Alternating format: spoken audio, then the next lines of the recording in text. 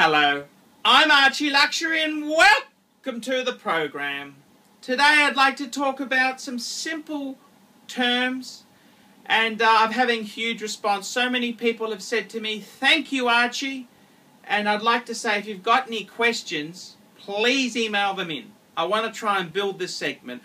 I'm moving away from the frantic, the disaster Archie. You know, Archie got sacked, Archie got sued, Archie fucking did this. I mean, you know, that's kind of cool. It brings some punters in, but I'm trying the more serious videos. You know, I might even get a job on the Sales Network on TV. You know, I could sell widgets. This widget here is fantastic and will include some steak knives, and if you call in the next 10 minutes, you know, that sort of shit.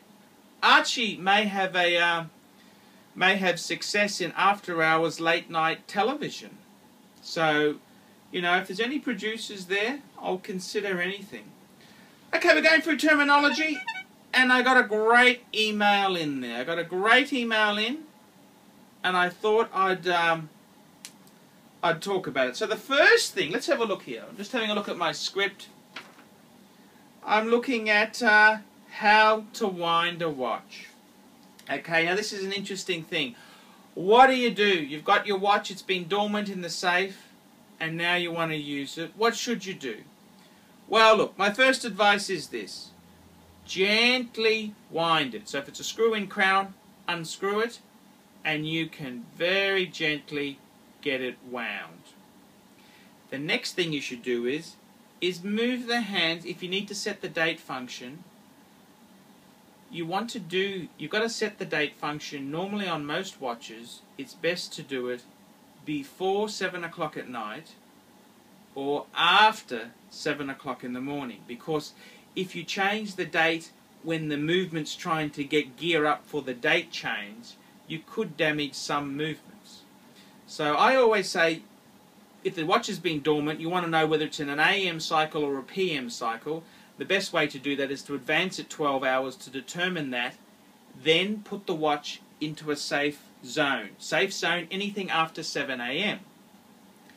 And then you can adjust the date. You can either adjust the date by winding it around and around and around, or you can, often on watches which have quick set, pull it out, adjust it. Now this is when you've set it to the AM cycle. After you've done that, the watch is starting to go. You can then proceed to wind it. Now normally for an automatic type watch, I'd wind it 10 to 20 times. Click. So let's have a look at that. It's always going up. Wind, wind, wind, wind, wind. If you tried to wind it the other way, you'll feel it's not actually doing anything. You probably won't damage it. Probably won't damage it. Don't send your fucking legal claims to me. Probably won't damage it. You always wind up. And you can hear it. So the question is, can you overwind the watch? I'll talk about that in a minute there. So basically, as I've said there, you wind the watch there. Now, how many times do you wind the fucking thing? Now that's a very good question there. And my own opinion is, look, for an automatic watch, say you got a Rolex Datejust, I'd probably wind it 10 times. 10 to 20 times. And then slap it on, and your movement, your body movement, and if you're a wog like me, you use your hands to speak, it'll get the fucker going. Now, if it's a manual wind watch, like my Jaeger-LeCoultre Reverso, you wind it until you feel you've reached the end, which is a toughness. Or if you've got a power reserve, when it's at the max. As far as it does go, it's good not to wind it until you feel that resistance if you can avoid it. But on a piece like an Omega Speedmaster Man on the Moon, that's a bit hard to determine. So wind it until you feel that resistance and immediately stop. Automatic watches themselves there, as I said, 10 to 20 times, then slap it on, wear it, and as long as you're not a fucking corpse in a suit, it'll start functioning properly. So that's generally what happens there. Now the question is, can you overwind a watch?